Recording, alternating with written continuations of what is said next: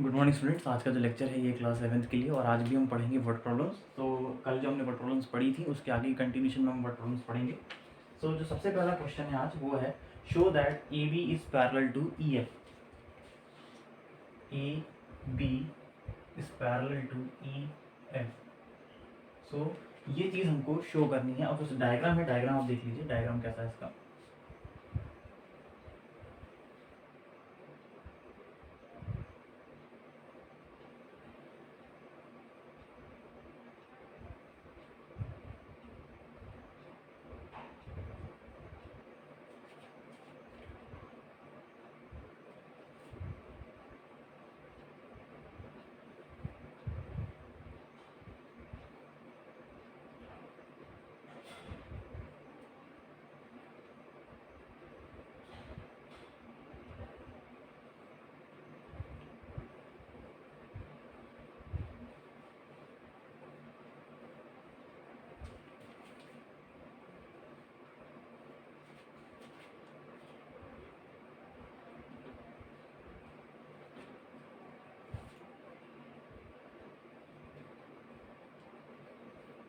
सो ये है हमारा डायग्राम। अब इसमें हमको दिखाना ये है कि A B is parallel to E F, यानी कि ये लाइन और ये लाइन आपस में पैरेलल हैं। अब देखिए सबसे पहले हम क्या करेंगे इस क्वेश्चन में कि जो हमको गिवन है कि आप देखिए कि एंगल ए बी सी ये एंगल 45 दिया।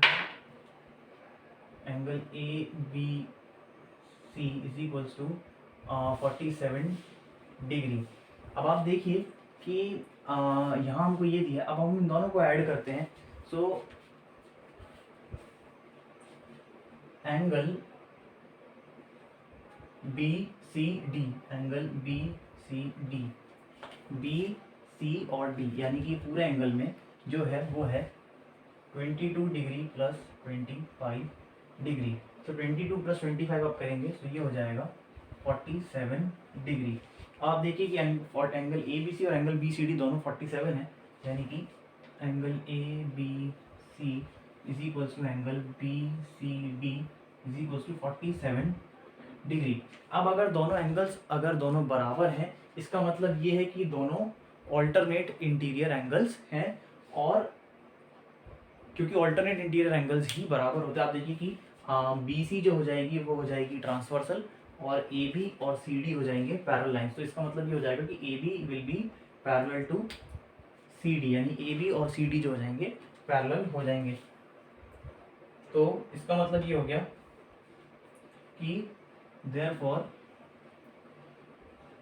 BC is a transversal to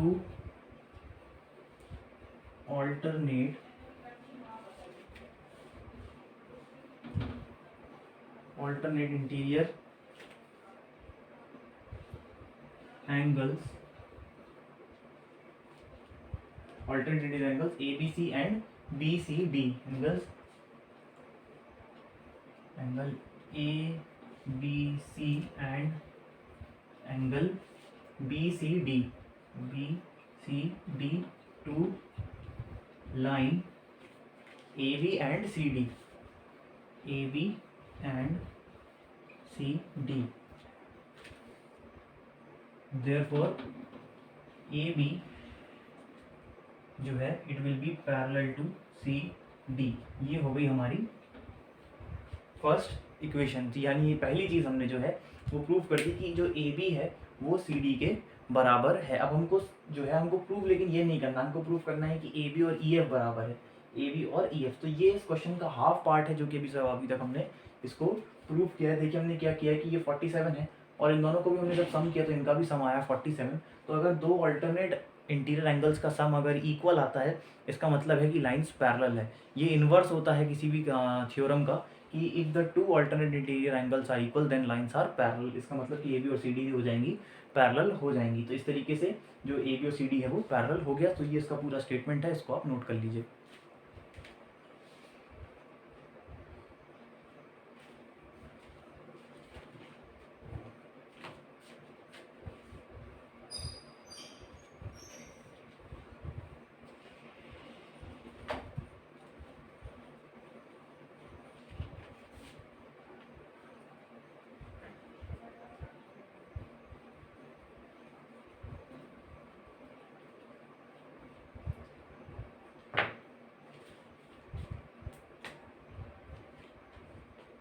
अब देखिए आप कि now triangle E C D यानी कि ई सी डी यानी कि इतना angle plus angle F E C यानी कि ये एंगल, इन दोनों को हम सम करते हैं। Angle E C D plus angle F E C is equals to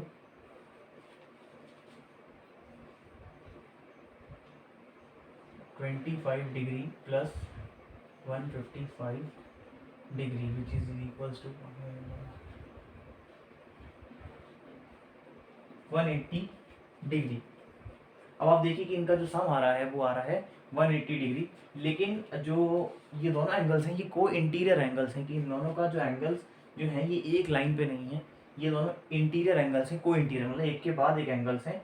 और इससे क्या हो जाएगा कि अगर ये दोनों अगर का सम अगर 180 डिग्री आ रहा है, इसका मतलब ये हो जाएगा कि angles on the same side of the transversal are supplementary. ये एक थ्योरम है कि अगर आपके पास दो लाइंस हैं, दो पैरेलल लाइंस है और एक ट्रांसवर्सल क्रॉस करती है, और अगर angles on the same side of the transversal, आप देखिए कि ये ट्रांसवर्सल है सेम साइड यानी कि एक ही तरफ, ये दोनों एक ही तरफ है ये और ये, अगर इन दोनों का सम सप्लीमेंट्री आता है, सप्लीमेंट्री यानी कि 180 डिग्री, अगर इन दोनों का सम अगर 180 डिग्री आता है तो ये दोनों एंगल्स जो हो जाएंगे, तो ये जो लाइंस हैं ये दोनों पैरेलल हो जाएंगी। सो आप देखिए यहाँ पे कि इन दोनों का सम जो है 180 आ रहा है, तो इसको हम लिख सकते हैं कि therefore EF and CD will be parallel. So CD will be parallel to EF. So यहाँ तक हो गया हमारा। अब इसका हम जो रीजन लिखेंगे वो ये लिखेंगे कि if angles on the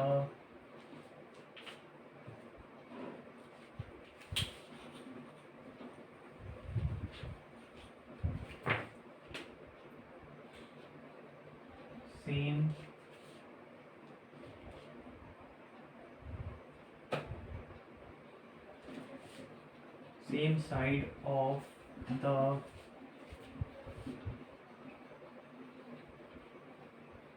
transversal are supplementary, then lines are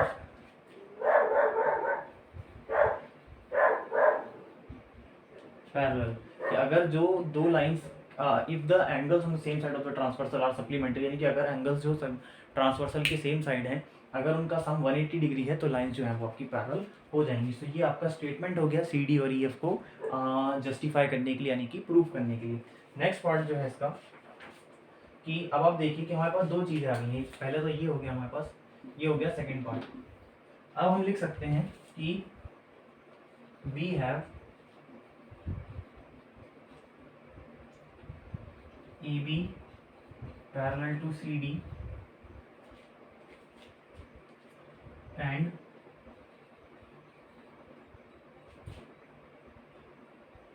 CD parallel to EF, यानी कि जो AB है वो CD के पैरेलल है और CD जो है वो EF के पैरेलल है।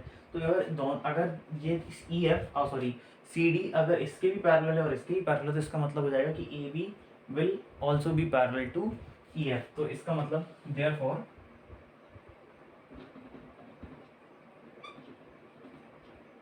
AB will be parallel to EF। इसको जस्टिफाई करने के लिए थ्योरम होती है कि lines parallel to the same line are parallel to each other. यानी कि अगर तीन लाइन है हमारे पास, कि अगर मैं कहूँ कि ये लाइन है L, ये है M और ये है N, अगर मैं कहूँ कि L जो है वो M से पैरेलल है और M जो है वो भी N से पैरेलल है, तो L और M आपस में पैरेलल होंगी, यानी कि लाइंस दोनों सेम लाइन से पैरेलल है, तो दोनों आपस में भी पैरेलल होंगी। सो इसका जो थ्योरम लिखेंगे, lines parallel to the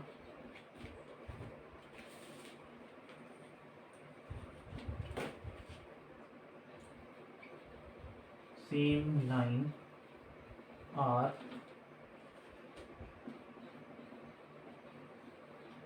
parallel to each other. तो ये हो जाएगा हमारा जस्टिफिकेशन, और जो हमारा फाइनल आंसर आ गया वो आ गया कि A B is parallel to E F. तो ये हो गया हमारा क्वेश्चन का जो सेकंड पार्ट था, और ये क्वेश्चन अब हमारा कंप्लीट हो गया, और ये इसका पूरा स्टेटमेंट है, सो इसको आप नोट कर लीजिए।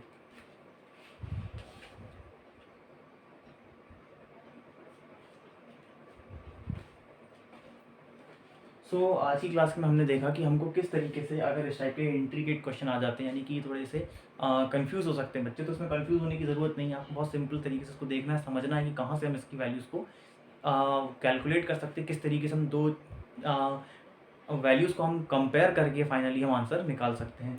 सो आज की क्लास के लिए इतना ही। Thank you.